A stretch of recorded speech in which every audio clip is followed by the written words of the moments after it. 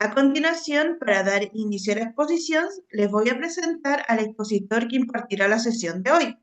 Su nombre es Gonzalo Miranda, es psicólogo clínico, máster en psicología, doctor en salud pública, acreditado como experto en psicoterapia de la CONAP, psicoanalista con más de 30 años en experiencia clínica, académico asociado de la Universidad de los Lagos, autor del libro Jacques Lacan y los fundamentos del psicoanálisis, integrante del comité editorial de la Revista Sudamericana de Psicología y director del Diplomado en Salud Mental, Ejercicio Clínico Psicoanalítico en ADIPA. Bueno, les doy paso a Gonzalo para que dé inicio a la presentación. Docente. Bueno, muy buenas noches.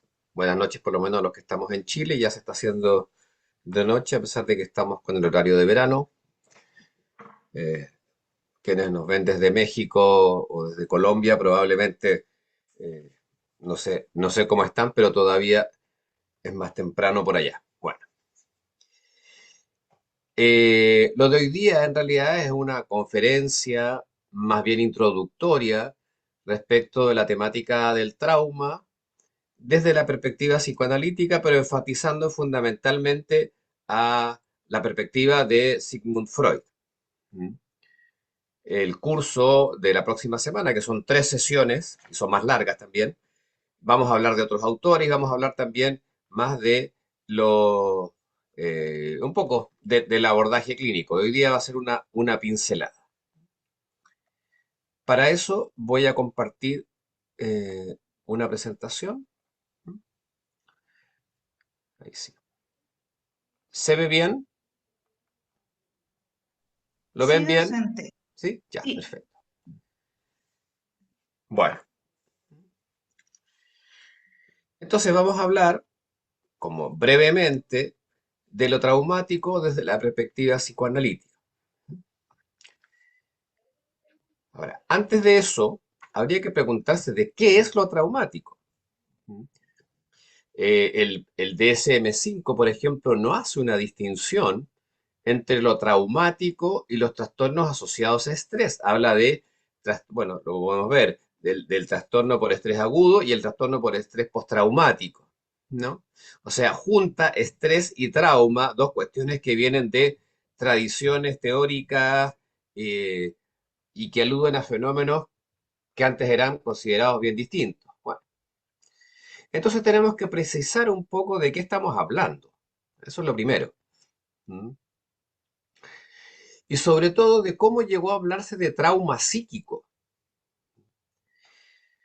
¿Por qué? Bueno, ahí ya está lo que yo les decía, ¿no? El DSM-5, la última versión del Manual de Diagnóstico de Trastornos Mentales de la Sociedad Americana de Psiquiatría, que se usa como referencia en casi todos los países latinoamericanos, además del CIE.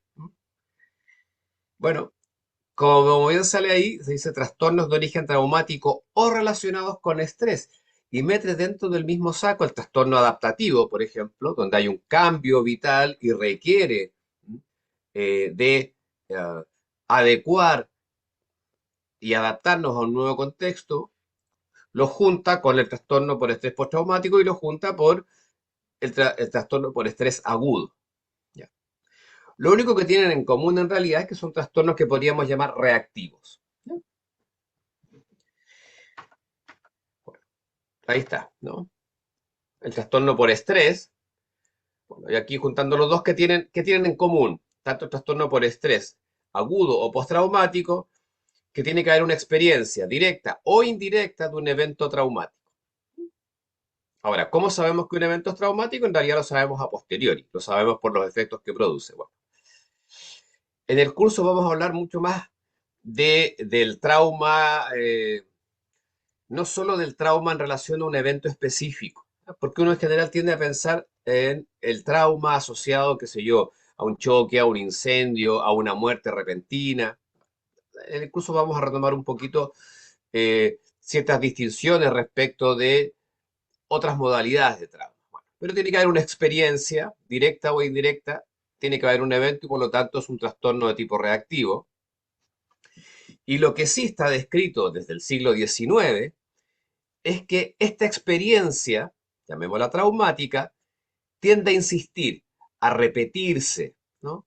A través de recuerdos que son intrusivos, a través de ciertas imágenes, sueños, pesadillas, todo aquello que recuerde, ¿sí?, al trauma, una sensación de devastación subjetiva, angustia, ¿sí?, o sea, es claramente malestar asociado al recuerdo del evento, pero también una situación de un malestar crónico, tendencia a evitar lo que se asocia al evento y puede haber o no síntomas disociativos. O sea, el DSM junta como una manera posible de reaccionar ante fenómenos altamente estresantes y lo que haría la diferencia más bien es la temporalidad, nada más que eso. Ahora, ¿cómo llegamos a hablar de lo traumático? Por ejemplo, aquí yo tomé una definición de la Sociedad Chilena de Ortopedia y Traumatología. Cuando uno piensa en un traumatólogo, uno tiene claro que es un médico especialista en trauma. ¿Por qué? Porque trauma es un concepto que viene de la medicina y es un concepto que se usa, que es antiguo en medicina. Bueno, el trauma se usa en medicina para describir, dice, lesiones internas o externas provocadas por la acción de agentes físicos o mecánicos exteriores. Y por eso uno asocia al traumatólogo a aquel que, ¿no es cierto?, trabaja con accidentes. De ahí esto derivó a la psicología. En realidad derivó a la psiquiatría, para ser más exacto, o a la neurología. Esto es un concepto antiguo en medicina. ¿Cómo pasa esto a formar parte o a poder hablarse de trauma psíquico? Ahí tienen, para quienes no conozcan, a Jean-Marie Charcot, ¿no? Gran neurólogo francés del siglo XIX, fue gran sistematizador de la histeria, un médico muy reconocido además, eh, bueno, especialmente por su trabajo con la histeria, y fue profesor de Freud. Freud obtuvo una beca para hacer una pasantía con Charcot, que era como el referente mundial en ese momento sobre histeria. Y dentro de su clasificación sobre la histeria, Charcot incluyó una que se llama histeria traumática. Histeria traumática. Pero, pero ¿qué estaba mencionando Charcot? Eran básicamente la aparición de síntomas histéricos después de un accidente. ¿Mm? Él fundamentalmente, bueno, él describía, por ejemplo, cómo después de un accidente de ferrocarril, las personas que habían sido expuestas al accidente de ferrocarril tenían sintomatología de tipo histérica. Primer uso que se hace de lo traumático dentro del ámbito de lo que podríamos llamar los trastornos del ámbito mental. ¿Mm? Ahí. Bueno, no sale ahí, pero él fue el primero en usar la expresión trauma psíquico. ¿Ah? Trauma psíquico, ¿no?, que es de lo que vamos a hablar nosotros.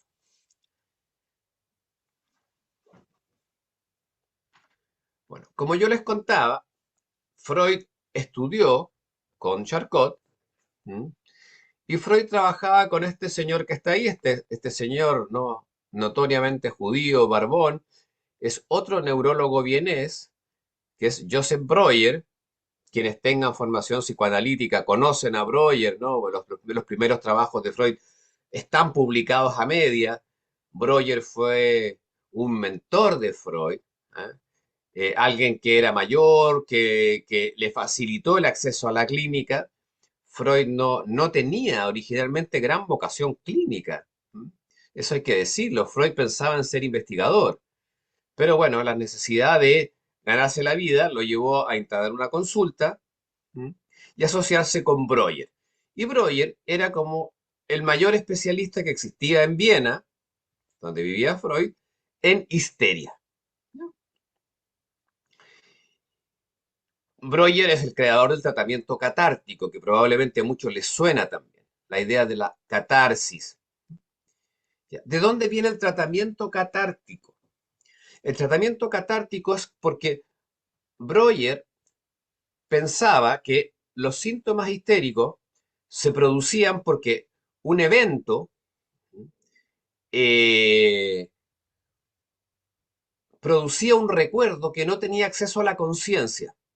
Por alguna razón, algo que ocurría no podía quedar como asociado a lo que conocemos como el yo o la conciencia. Pensemos que estamos hablando en la época en que la psicología es psicología de la conciencia. O sea, la mente es conciencia. Entonces, en algunas personas se daba la rareza de que ciertos eventos no se podían recordar y que esos eventos, en vez de recordarse, se transformaban en síntomas. ¿Mm? Para quienes no conozcan, lo que hacía Breuer era, a través de la hipnosis o a través de la sugestión, por otros medios, como poner las manos en la frente, llevaba a la persona a recordar, pero también a revivir, ¿m?, ese recuerdo, eh, y a liberar el afecto asociado a ese recuerdo. ¿Ya? Pero aquí se introduce un matiz interesante. Ahí, bueno, se empiezan a producir las primeras discusiones con Freud. Para Breuer, lo traumático del evento no tenía que ver tanto con el evento en sí, sino en cuán preparada y cómo había reaccionado la persona frente a ese evento. ¿Eh? Esto es una cuestión novedosa y que, vamos a ver después, es clave para entender la lectura psicoanalítica del trauma. En psicología existen escalas de trauma, o sea, de lo más traumático a lo menos traumático. Bueno, ya Breuer pone una duda sobre eso, porque al decir de que en realidad no es tanto el evento en sí, sino en qué medida la persona estaba preparada y en qué medida pudo reaccionar. ¿Mm? Él, su hipótesis es de que era el estado de conciencia, como que el nivel de alerta, impedía que la persona reaccionara adecuadamente y pudiese liberar la energía afectiva. Acuérdense que Freud hereda de Breuer todas estas categorías de energía, energía libre, energía ligada, todas estas palabras que nos enredan a veces tanto cuando leemos a Freud, las hereda de Breuer. Bueno, esa energía asociada al evento no se puede liberar porque por nuestro estado mental del momento no podemos reaccionar. Y en eso sí hay concordancia con Freud. Ahora, claro, allá hay ciertas cuestiones que después generan ciertas diferencias, etcétera, pero lo traumático no es el evento en sí, ¿ah? No es el evento en sí. Y por eso, mientras más inesperado sea el evento, más sorprendente y menos capacidad para reaccionar tengamos, más traumático sería el evento. Aquí ya hay una cuestión interesante, porque lo traumático, vuelvo a insistir, no está tanto en lo que ocurre, sino en la disposición del sujeto. Y por eso que, y si ustedes se leen los primeros casos clínicos de Freud, hacía eso, plantean la tesis de la apreacción, que es justamente como liberar, que la persona pueda tener la reacción que no pudo tener. ¿M? Cuando correspondía. El estado de alerta impidió que la persona pudiera reaccionar adecuadamente. ¿M? Y lo que hay que hacer es volver a ese momento y que la persona pueda tener la reacción que corresponde.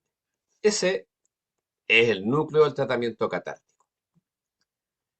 Bueno, Freud también muy tempranamente se topó con la sexualidad. ¿Ya? Con la sexualidad, sobre todo a Freud no le iba tan bien como con la hipnosis. Piensen ustedes que bueno, él por ahí pasó de la hipnosis a la asociación libre y dejó hablar libremente a los pacientes, cosa que era una rareza en el mundo médico de la época. Bueno, y al hablar aparecían recuerdos de connotación sexual, ¿m?, o eventos de connotación sexual. ¿Ya? Entonces Freud se empieza a preguntar qué tiene la sexualidad de vinculación con lo traumático. Bueno, y su primera explicación de la neurosis era la teoría de la seducción. Hoy día, Ya, grabando. ok, ya. Bueno, entonces, tal vez hoy día le pondríamos la palabra abuso sexual infantil. ¿Ah? Pero la primera hipótesis de Freud respecto del origen de las neurosis es que se produce el encuentro, ¿m?, entre, digamos, hay más bien, o se producen escenas de connotación sexual en la infancia, ¿m?, que no pueden ser elaboradas o no son elaboradas como tal, pero que, y aquí agrego un comentario que es muy temprano, pero también muy interesante, que en la pubertad ese recuerdo adquiere una connotación sexual y ahí se vuelve traumático. ¿Mm? Bueno, hay muchas cosas que uno podría comentar respecto de esto, algunas las vamos a alcanzar a comentar, otras no, pero sí, ahí está marcado con rojo esta idea de que la temporalidad del trauma, o sea, el, eh, el trauma no es exacta, no tiene por qué ser exactamente algo que ocurre, sino más bien en la medida que algo que ocurre se enlaza con otra cosa. ¿Mm? Entonces, aquí la escena, no sé, la caricia, la tocación, el juego sexual se vuelve traumático, no en el momento, sino de manera posterior, de acuerdo a la significación, ¿m?, que obtiene ya en la época puberal. Esa es la primera teoría. Esto fue cambiando, Freud se asustó, dijo esto no puede ser, estadísticamente es imposible, pero estamos hablando de una época donde la sexualidad es un tema tabú. ¿Ya? Y esto de que sus pacientes recurrentemente empezaron a hablar de escenas de carácter sexual y luego, cuando las dejaba hablar libremente, eran escenas en la infancia, a Freud lo asombró mucho y por eso su primera teoría fue esta. Fue esta. Después pasó a la teoría de la fantasía, en fin, hasta que Freud planteó algo, bueno, planteó primero la existencia de la sexualidad infantil, lo que también es una novedad para la época. Para nosotros a lo mejor es una cuestión eh, casi de sentido común, pero en esa época plantear que la sexualidad viene desde el nacimiento, ¿m?, que la sexualidad no es genitalidad, que la sexualidad es otra cosa llamada pulsión y que viene con nosotros desde el nacimiento fue una novedad. O sea, el Freud del inconsciente, del chiste, de los actos fallidos caía simpático, pero cuando ya Freud empieza, cuando escribe los tres ensayos sobre una teoría sexual, ya ahí empezó a pasarlo mal Freud. Bueno, pero ahí hay un cierto giro, porque Freud plantea que los niños no es que sean seducidos. ¿M? Los niños no son pasivos, ¿por qué? Porque poseen una vida pulsional propia. Entonces, no es necesario que exista un evento traumático, real o fantasiado. Freud también se dio cuenta que era imposible probar que lo que traía a sus pacientes como recuerdo fuera un recuerdo real. Bueno, pero que aún así eso no era necesario, porque la sexualidad se aparece como problemática para el niño. Eso lo dice muy temprano, ahí lo vamos a enlazar después con algo que dice a posteriori. Pero en el fondo la sexualidad tiene un potencial traumático. El vínculo con la pulsión tiene un potencial traumático. ¿Mm? La mente infantil se encuentra con algo que no es hambre, que no es sed, que no es cansancio, que no es dolor, sino con una serie de sensaciones, ¿m?, que no sabe cómo simbolizar, procesar, y eso potencialmente es traumático en sí, entendiendo que sí está mediado, porque aquí también hay cosas que se han entendido mal, pero está muy mediado por el medio. Obviamente, si hay palabras, si no hay palabras, si hay castigo, si hay amenaza, en fin, todo eso influye en el potencial traumático de la sexualidad infantil. Y si efectivamente hay escenas de seducción o de abuso también, porque es un encuentro precoz con la sexualidad. Pero siempre, o sea, más allá de lo que ocurra, el encuentro con la sexualidad siempre va a ser precoz para el animal humano, a diferencia de no sé, el león, la oveja, la vaca. Y les voy a leer un párrafo aquí de este libro que sacó tantas ronchas, fue un libro que tantas veces Freud corrigió. En 1905, cuando ya Freud empezaba a ser un poco más conocido, escribió estos tres ensayos sobre la teoría sexual, que fue un libro muy, muy polémico en su época. Bueno, simplemente les voy a leer este párrafo porque me parece muy interesante. Dice, la vida sexual del niño, aunque fragmentaria y aún sin la finalidad de la reproducción, es de una intensidad extraordinaria. Esa precocidad la convierte en algo patológico, pues el aparato psíquico no está en condiciones de dominar tales excitaciones. De ahí que tales vivencias de la infancia puedan conservar para el adulto la significación de traumas. ¿Mm?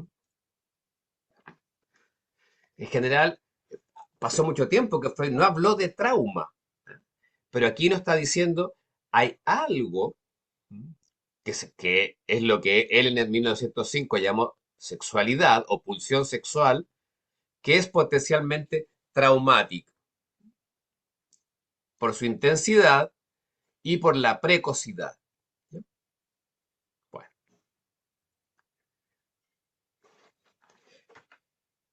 ya. Después de eso pasaron muchos años en que Freud no tocó el tema de lo traumático. ¿Ah? No habló directamente del trauma y tampoco habló de neurosis traumática, que es un diagnóstico que ya se hacía en su época. Pero en 1920 publica El más allá del principio del placer. ¿Mm? Y en gran medida ahí trabaja el problema del trauma, incluso más diría yo que de la pulsión de muerte. Bueno, 1920, 1919 termina la Primera Guerra Mundial, ¿Mm? Que fue una experiencia rara para los europeos, donde murió mucha gente, una guerra que nunca terminaron de explicarse. Pero es interesante porque el mismo Freud y, y muchos de sus discípulos más jóvenes vieron algo que se llamaban las neurosis de guerra, neurosis de guerra, que eran cuadros clínicos de soldados que volvían del frente después de haber experimentado algo que no dejaba lesiones físicas, sino que una escena, por ejemplo, qué sé yo, caía un bombazo o veían una muerte muy dura de un compañero, bueno, y esas personas llegaban muy ensimismadas, ¿m?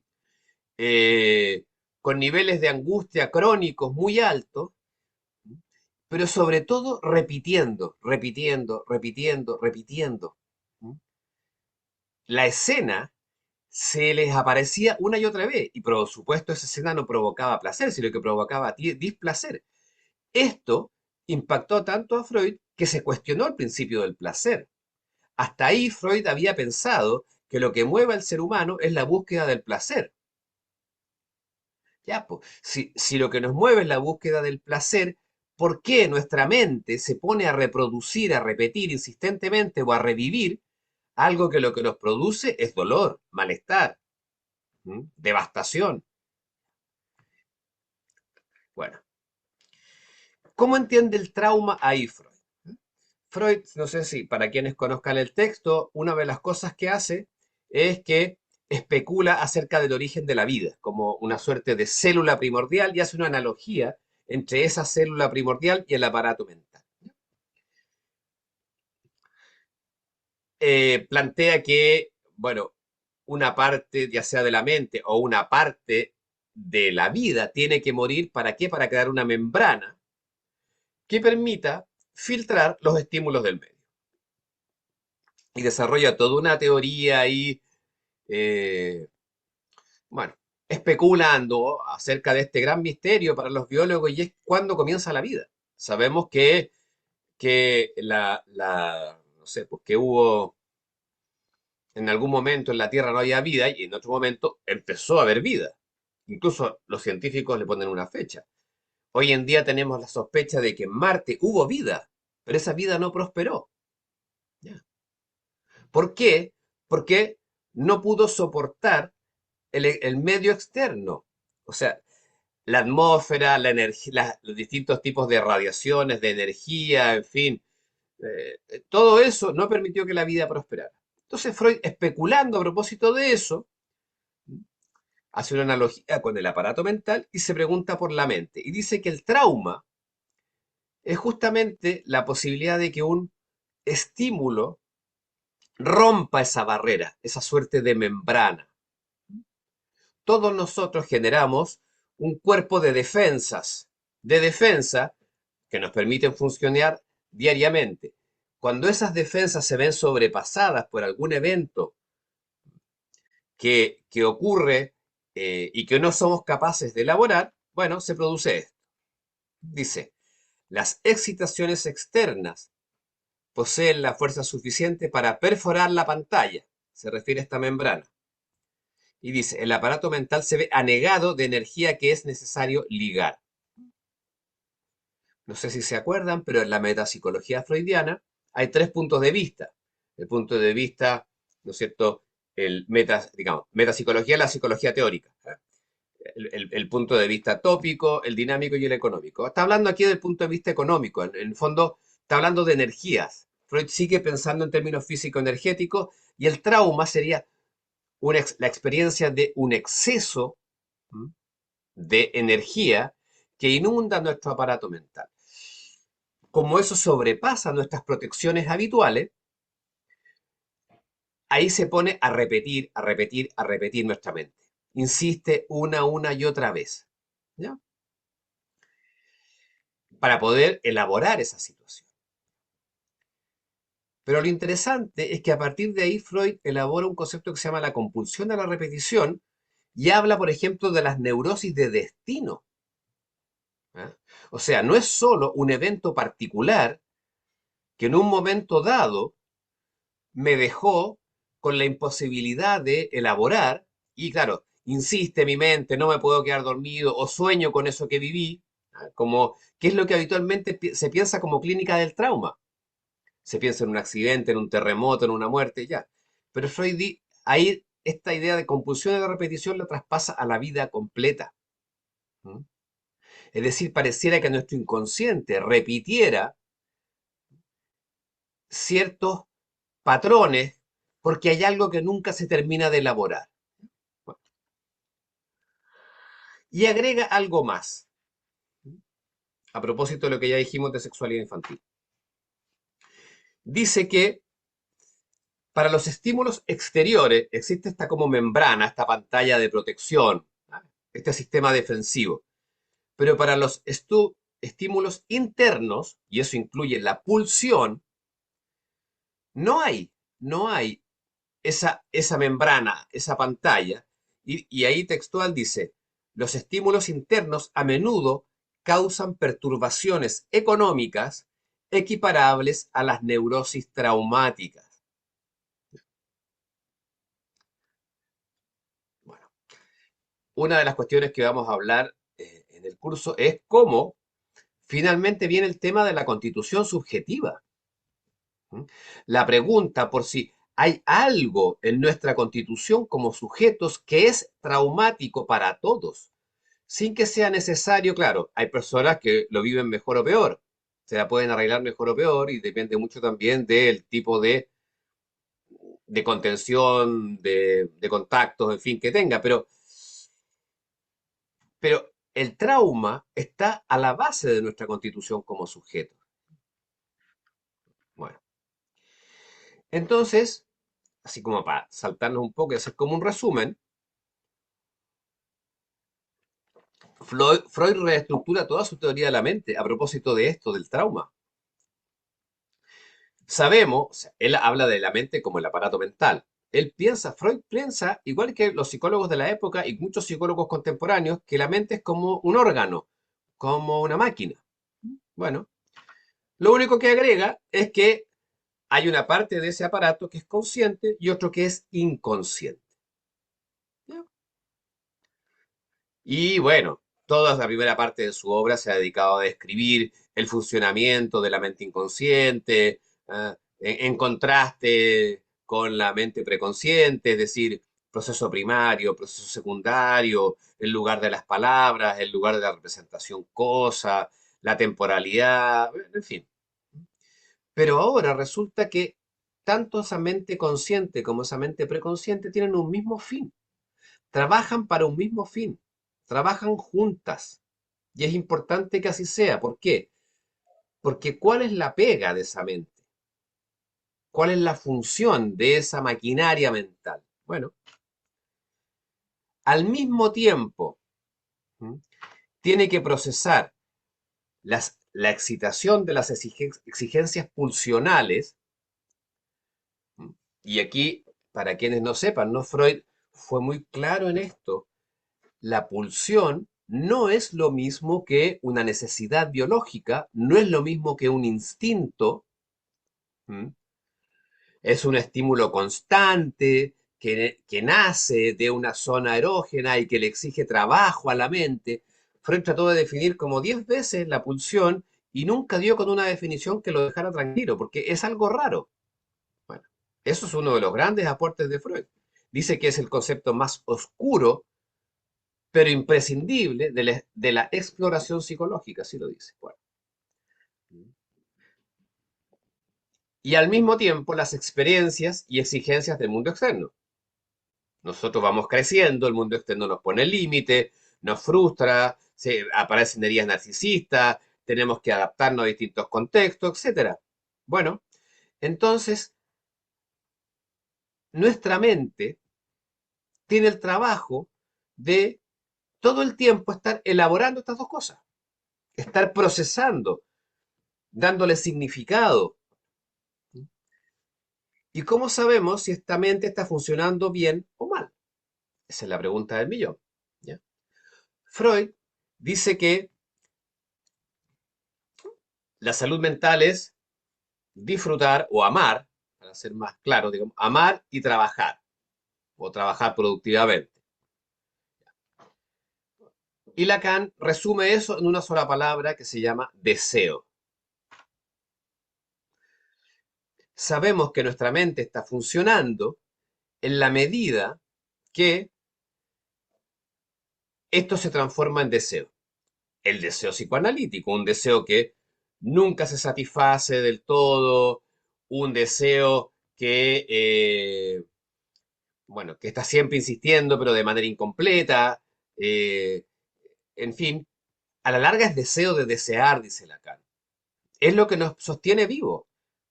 ¿Por qué? Porque en el deseo se juntan dos cosas que son las que necesitamos para vivir. Placer y sentido. Placer y sentido. Bueno, eso se logra en la medida en que yo pongo en juego en mi vida diaria algo del orden del deseo. Es decir, en mi trabajo, en mis relaciones interpersonales, no sé, en mi hobby, en fin, está en juego mi deseo. Cuando no hay deseo, decimos, aquí hay algo que no está funcionando, no está funcionando. Esto nos da toda una relectura de la clínica, que sería largo explicar, pero ya no es solo la clínica de hacer consciente lo inconsciente, porque eso es para el neurótico, y el neurótico igual desea, con muchos problemas, se traba mucho con su deseo, se lo restringe, se lo prohíbe, lo evita, lo mantiene insatisfecho, se tortura, ya, pero desea. Pero tenemos toda una gama de trastornos donde lo que falla es el deseo. Todo lo que es el ámbito de la melancolía, las distintas depresiones, la sobreadaptación, en fin, bueno, ahí hay una falla a nivel de deseo. Ahí en las preguntas, no sé, podemos conversar un poquito más de esto. Yo sé que suena raro, suena complicado, porque además me pegué un tremendo salto, pero en el fondo lo que les quiero decir, el ser humano, y pensemos en el niño, se ve exigido tanto por el mundo externo como por el mundo interno o por el mundo pulsional. ¿Mm? Todo el rato. ¿Ya? La diferencia con, por ejemplo, otras orientaciones psicológicas, ¿ah?, que plantean como finalidad la adaptación, es que aquí se dice, bueno, la finalidad de este aparato mental, para, digamos, o más que la exigencia, el resultado de un aparato mental sano es que exista deseo, que es una forma en que la pulsión se encuentra y da sentido a no solo las experiencias vividas, sino a los proyectos, a los sueños, a los vínculos, etcétera. Bueno, ya. Voy a introducir ahora el tema de la angustia, aunque yo sé que la angustia es un temazo en sí mismo. ¿Ah? ¿Pero por qué? A Freud le costó mucho darle un estatuto metapsicológico a la angustia. Desde muy temprano, él puso a la angustia de un lado distinto a la neurosis, a las neurosis que llamaba psiconeurosis de defensa, que eran básicamente la histeria, la fobia, la neurosis obsesiva, y el tratamiento psicoanalítico se orientaba a esas neurosis que hacen síntomas. En cambio, lo que era la neurosis de angustia, la neurastenia, para Freud las llamaba neurosis actuales. No tenían el mismo estatuto, ni tenían la misma causa. Desde muy temprano Freud se dio cuenta de que eran otra cosa. Y se da vuelta y explica la angustia de una manera, después explica la angustia de otra manera. Bueno, y finalmente divide la angustia en dos: la angustia señal y la angustia traumática. La angustia traumática. La angustia señal es la que nos permite, por ejemplo, hacer un movimiento y evitar antes de vernos inundados de angustia. ¿Mm? Es una señal de estar en presencia frente a un peligro que no conocemos. ¿Ya? Pero es una señal. ¿Ah? Bueno, pero está la angustia traumática. De nuevo aparece la palabra trauma. Bueno, y entonces Freud se pregunta a propósito, bueno, pero ¿cuál es el peligro? ¿Qué es verdaderamente lo temido de la angustia? ¿Ah? Acuérdense que en los textos de psiquiatría siempre se dice que la angustia es como una especie de miedo sin objeto. Bueno, pero es miedo, ya, ok. ¿Miedo a qué? Bueno, lo que se teme es que aparezca, dice, o que reaparezca el instante traumático. El instante traumático, que no puede ser tratado según las normas del principio del placer. ¿Ah? Hoy en día, con, no sé, pues con la terminología actual, podríamos hablar de la crisis de pánico. Es decir, esa crisis que paraliza, que no permite poner nada en palabras, hacer nada, ¿ah?, que es simplemente devastación. ¿Mm? Bueno, donde claramente ahí el principio del placer queda completamente suspendido. O sea, la mínima elaboración que se puede hacer es me voy a morir o me estoy volviendo loco. Y hasta ahí llegamos. Bueno, ya, pues. Entonces él dice, cada vez que el sujeto se encuentra ante una situación que no puede dominar mediante las descargas, acuérdense que para Freud placer es sinónimo de descarga, este lenguaje siempre es medio complicado, pero si no se puede dominar mediante la descarga, es decir, yo no puedo hacer nada, ¿m?, se reactualizará el factor traumático, dice, y dicha situación será vivida como peligrosa y por lo tanto como fuente de angustia. ¿Ya? En el fondo, lo que está queriendo decir, no es tan directo, pero lo dice así, es que todas las angustias nos hacen revivir un momento de angustia traumática inicial, inicial. ¿Ya? Ese es el verdadero peligro. ¿Mm? Ese es el verdadero peligro. Entonces, ¿y qué es la angustia traumática? Esa que sobrepasa el aparato psíquico, que no puede ser controlada, lo que lleva a la persona a sentirse totalmente desbordada, fuera de sí ante una muerte inminente. Esa es la angustia traumática. Quizás debería haber leído el cuadro al revés, pero En el fondo, toda angustia lo que nos hace temer es que aparezca la angustia traumática. ¿Ya? O sea, cuando de repente nos ponemos nerviosos por exponer en clase o frente a una situación social o qué sé yo, bueno, en realidad lo que finalmente se teme no es que algo malo ocurra en lo concreto, sino que reaparezca esa angustia traumática. Y bueno, y entonces Freud hace la pregunta, y la hacen muchos otros, y entonces, ¿cuál sería el trauma original? ¿Cuál sería ese instante traumático? Ese momento que rememoramos cuando aparece alguna sombra de esa angustia, alguna señal de esa angustia. Bueno, y Freud dice, más adelante, primero, en 1920, en el Más allá del principio del placer, dice, el nacimiento es sin duda el primer gran trauma del ser humano. Y eso lo hace tomando un libro que publica Otto Rank, un discípulo de él, otro psicoanalista que habla de justamente el trauma del nacimiento.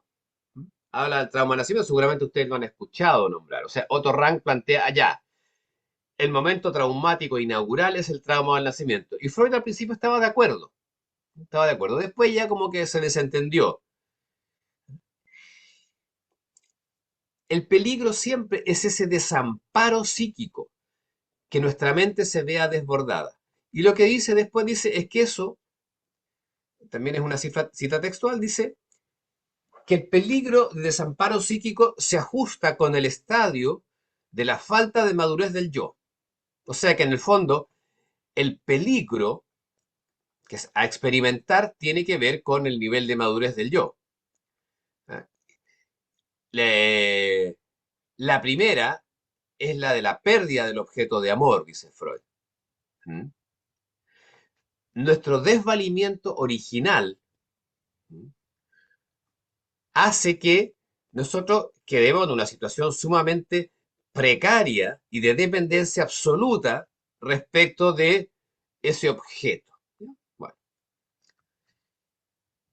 después habla de el peligro de la castración, que se ajusta con la fase fálica, ¿no? O sea, ese miedo del niño a perder el órgano, digamos.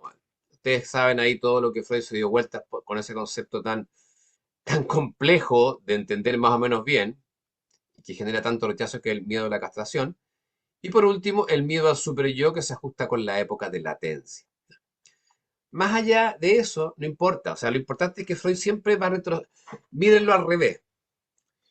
En el fondo, él dice que la angustia frente al superyo es la angustia de muerte. ¿Eh? En el fondo, el, hay distintos tipos de angustia, dice en el yo y el ello, y dice que justamente la angustia de muerte es porque el yo necesita la autorización del superyo para vivir. Es interesante, ¿no? O sea, cómo angustia y culpa se funden, por ejemplo, ¿m?, y nos pueden llevar a un intento de suicidio. En fin. Ya, pero después se va más para atrás.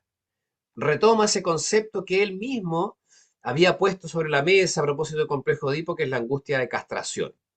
¿No? O sea, acuérdense que él plantea que el niño sale del complejo de Edipo, ¿m?, por miedo a la castración del padre y por eso se identifica con él, renuncia a la madre, en fin. Y después pone la pérdida del objeto. Uno podría decir, bueno, pero en el nacimiento no hay objeto. ¿No? Pero fue un poco ajustando cuentas con Rank. O sea, siempre podemos ir más atrás a buscar el trauma originario. ¿Ya? Bueno, y Lacan le agrega una lectura que es interesante porque él relee esta dependencia, esta precocidad de la especie humana, ¿m?, como que eh, el sujeto llega a este mundo. O sea, el sujeto no llega a este mundo como sujeto. Nosotros somos un cachorrito al nacer. Ese cachorrito se hace un lugar en el universo simbólico que él llama a ese otro con mayúscula, a través de qué? Del deseo del otro. O sea, en el fondo, en algún momento fuimos objeto del deseo del otro y quedamos a merced del deseo del otro. Es decir, en la posición de objeto. Y por lo tanto, para Lacan, la angustia originaria sería la de volver a convertirnos en objeto. ¿Mm? La angustia de desaparecer como sujetos. ¿Ya? O sea, les digo esto porque aquí hay una discusión entre los postfreudianos, pero siempre se piensa lo traumático no solo como respuesta a un evento particular, sino que lo traumático está en el origen de nosotros como sujetos. Es algo con lo cual lidiamos toda la vida y los traumas posteriores se encadenan con ese trauma original. Por eso, bueno, esto es como para ir cerrando nomás, son como algunas cosas genéricas. Yo sé que puede sonar un poco disperso lo que he ido diciendo, ¿ah? Pero es que es un gran tema. A propósito del trauma, una cosa que es bien importante desde el psicoanálisis es que no existe el trauma universal. ¿Mm? El trauma entraña algo siempre singular, algo que toca la subjetividad particular, y por eso nos encontramos a veces con sujetos que realmente tienen sintomatología postraumática y uno no encuentra el porqué. ¿Ya? Porque uno está pensando a lo mejor como en algo grave, en un accidente, no sé, pues en algo terrible, y al revés. Hay personas que viven experiencias que uno diría son traumáticas, pero que no tienen sintomatología postraumática. Eso es súper importante porque esto es muy clave a propósito del tratamiento del trauma. El trauma, desde el psicoanálisis, siempre es singular. ¿Y qué significa esto de que no hay que dar nada por obvio? Bueno, la crisis o la urgencia no siempre es lo que parece. Por ejemplo, los dispositivos de atención pública aparecen episodios, o sea, basta que alguien relate, no sé, un episodio de abuso sexual para que se ponga prioridad uno y para que se le haga un diagnóstico de post-trauma. Me ha tocado, yo ya no trabajo ahí, pero superviso equipos que trabajan ahí, superviso profesionales, y me ha tocado, claro, personas que incluso las llaman así como tenés que ver una urgencia y parten corriendo a ver una urgencia, y en realidad la persona no quiere hablar de eso porque lo tiene bastante asumido y elaborado y no fue tema. Y lo que habla es de otra cosa. Por eso que cuidado con esto de que el trauma no es universal, no es siempre lo que parece. ¿Mm? Y muchas veces son los otros los que pueden volver algo traumático que no fue traumático. ¿Eh? Hoy en día, con el fantasma de, por ejemplo, del abuso sexual infantil, la cantidad de mamás que interrogan a sus hijos cuando vuelven del jardín infantil. ¿Eh? Pero eso es, la urgida es la madre. Y la madre somete a un interrogatorio a esos hijos que es en sí mismo más traumático o potencialmente más traumático que, por ejemplo, un juego sexual infantil. Bueno, por eso les digo, ojo con eso. Otra cosa que es importante, algo que también se entronca con eso, es que hay que entender, el trauma se vincula muchas veces a las consultas de urgencia, ¿no? Cuando la gente llega realmente confundida, devastada, llora mucho, apenas puede hablar. ¿Eh? Lo peor que puede hacer uno es responder desde la propia angustia. La persona ya está devastada y angustiada, ¿m? Y uno responder con más angustia. Eso se ve muchas veces en situaciones de crisis. ¿Ah? Cuando, por ejemplo, no sé, po, a un hijo lo asaltan y la madre o el padre, ¿qué es lo que hace? Lo empiezan a retar. Pero ¿cómo eres tan tonto de irte a meter a ti ahí a tal parte a esa hora? ¿Ya? Ese reto no es porque los papás sean malos, es desde la angustia. Los papás se angustiaron tanto que se pusieron a responder con enojo. ¿Ya? Entonces, cuidado con eso. ¿Mm?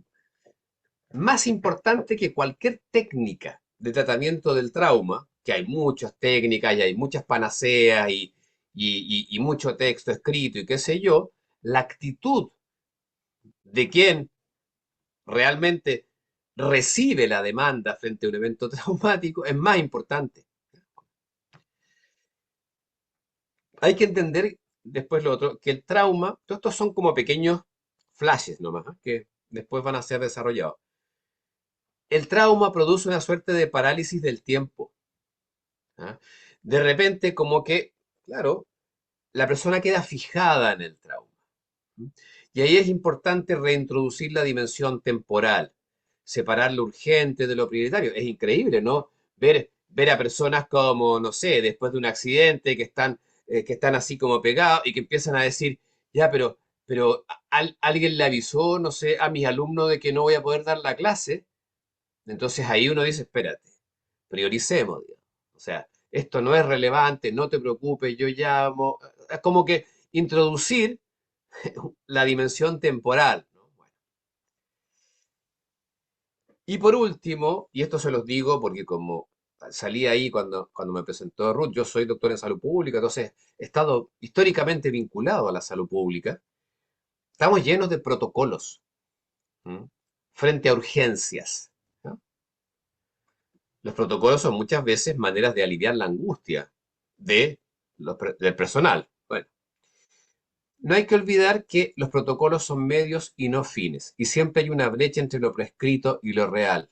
Ah, yo he visto gente del sistema público, así como tratando de aplicar esas técnicas, ¿no es cierto? Ya ni me acuerdo los nombres, ¿cómo se llama? El MDR, esas cosas así, y que la fase uno, la fase 2, la fase 3 y se desesperan porque el paciente no reacciona y se le pasa el tiempo y qué estoy haciendo mal. Por favor, o sea, eso no es lo relevante. ¿Ah? Y la singularidad del paciente manda. ¿No? Yo trabajé en un programa hace muchos años, cuando recién egresé, en un programa que tenía que ver con los choferes del metro que atropellaban a personas. O sea, ellos veían a alguien que se tiraba a sus ruedas, porque en el metro de Chile la gente no se muere electrocutada, la gente se muere atropellada. Y ellos iban primeros en la fila y los aplastaban y sentían el cuerpo y vieron cuando se tiraron. Bueno, había todo un protocolo de atención de esos choferes. ¿M?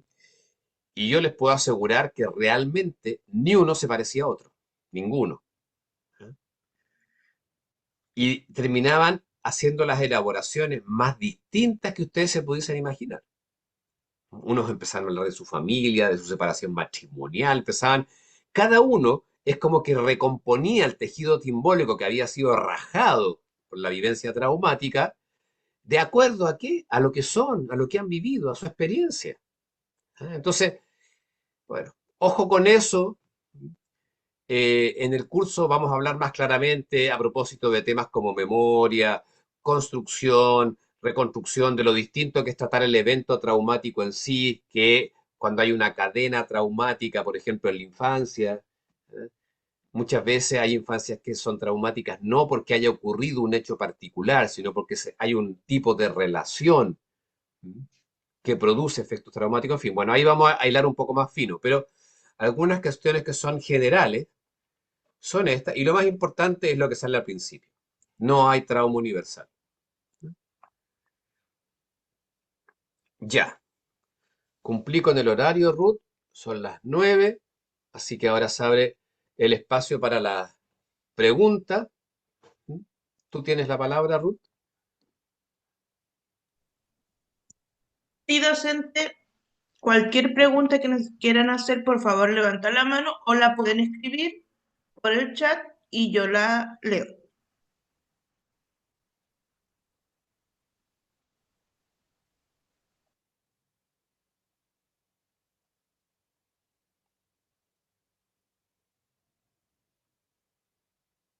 ¿Mm? Hay algunas preguntas acá, claro, pero son como más bien profundización de temas que son largos. Ya. Rodrigo levantó la mano. Dale, Rodrigo, te Rodrigo. activé el audio. Hola, sí, buenas noches. quería consultar con respecto a lo que dijo sobre Lacan, que él hablaba de que la angustia la primera angustia sería volver a ser objeto del deseo del otro y perder la connotación de sujeto singular. No me quedó tan claro esa idea. ¿Podría repetírmela? Ya. O sea, no es una idea fácil de entender, po. O sea, no es así.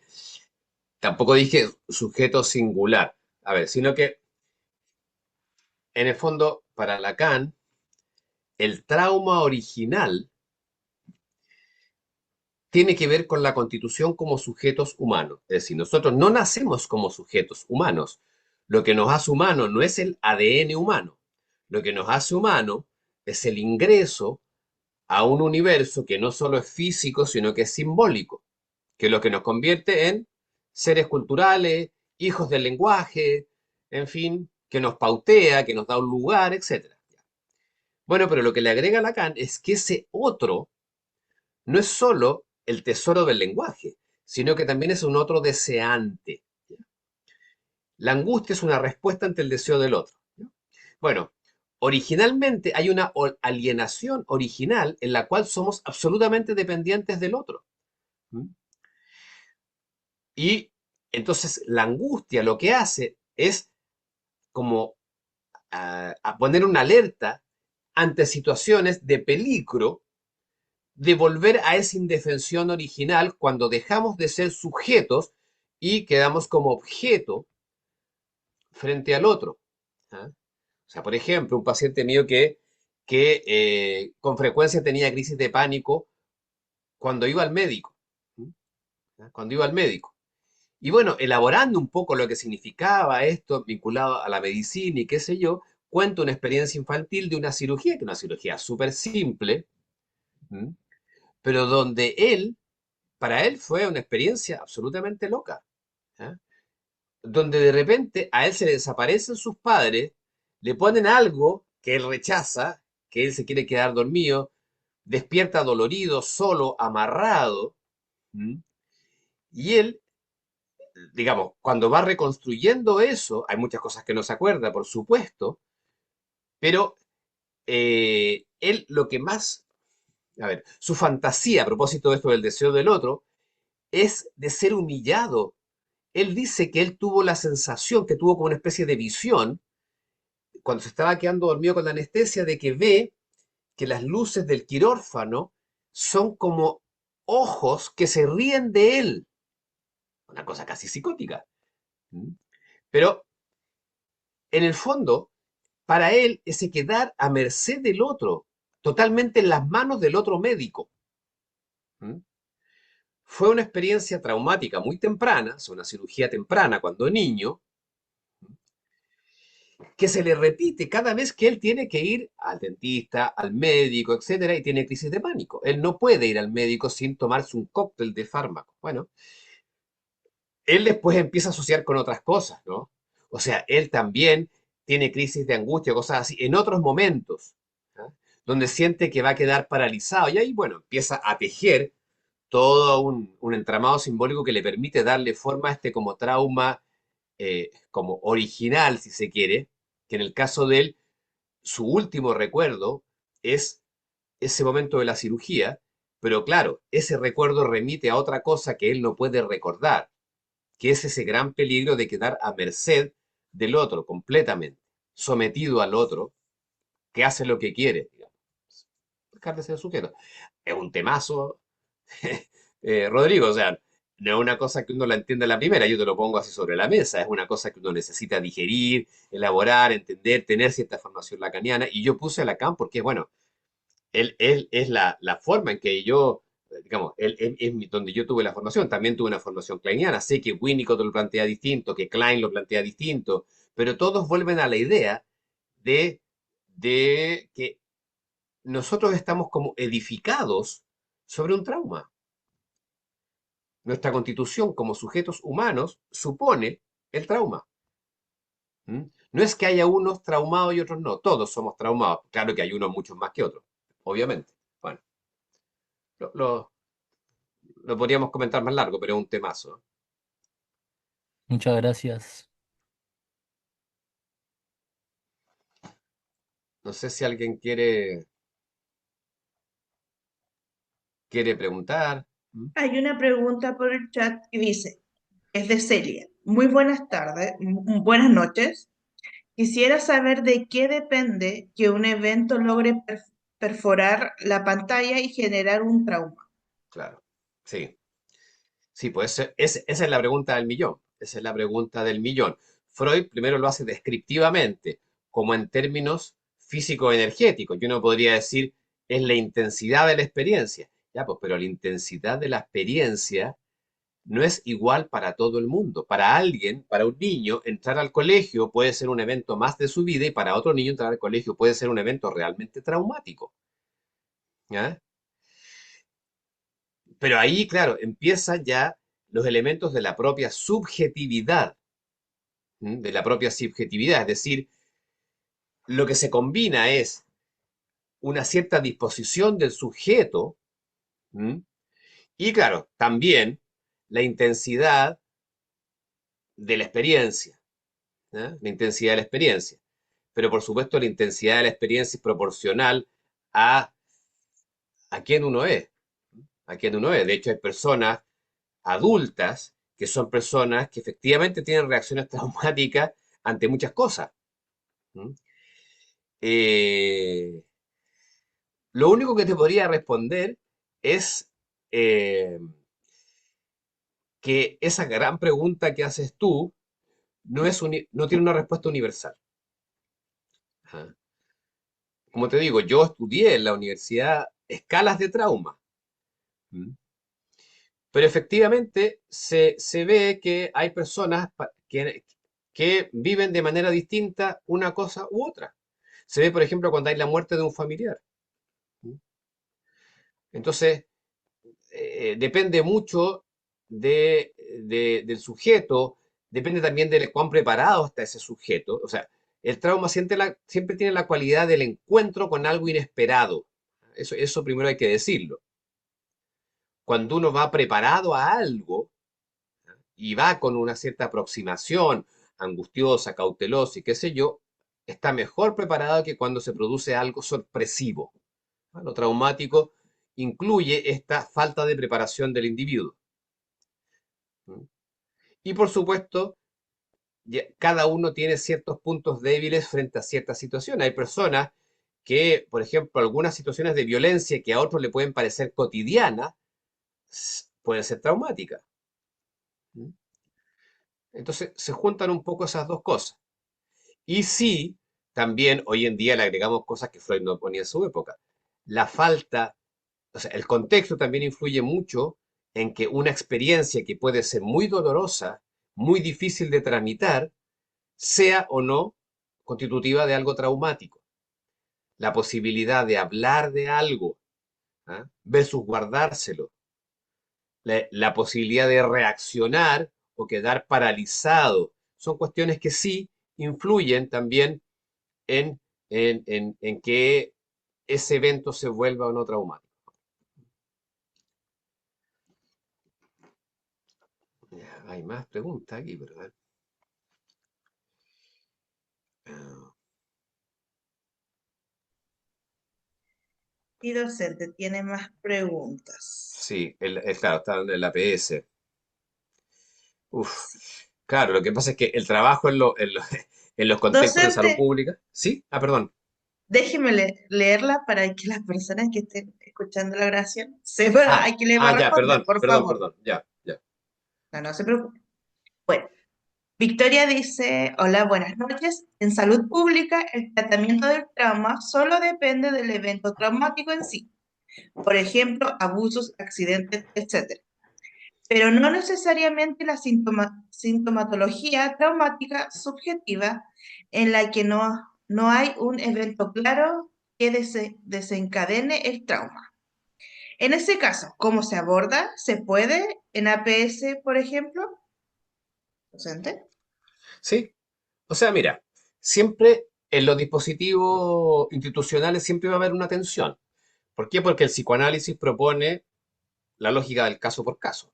Por lo tanto, más que el diagnóstico, lo que vale es el sujeto. O sea, sea, dicen, esta persona tiene una depresión moderada, un trastorno adaptativo mixto, nos sirve de poco, digamos. ¿Ah? Orienta un poquito ya, pero sirve de poco. ¿Ah? No está esa lógica médica de que si tú tienes el diagnóstico, bueno, eso ya está claro porque el diagnóstico en sí mismo te da como el pronóstico y el tratamiento. Bueno, eso aquí no funciona. Entonces, siempre hay una tensión, sí. Depende de cuánto espacio tú puedas darle a esa singularidad que te permita escuchar justamente la forma en cómo esa persona ¿m? Experimenta algo que a lo mejor desde fuera no parece traumático, pero que la persona sí presenta sintomatología de tipo traumática. ¿M?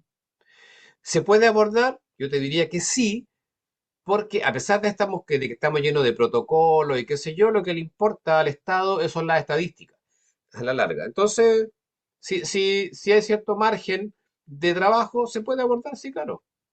Y, su- y, y- y siempre lo traumático tiene mucho que ver, o sea, es una cadena, por eso te decía, tiene que ver con la posibilidad de que alguien desde su propia subjetividad vaya recomponiendo el tejido simbólico que se rajó por la vivencia traumática. ¿Ah?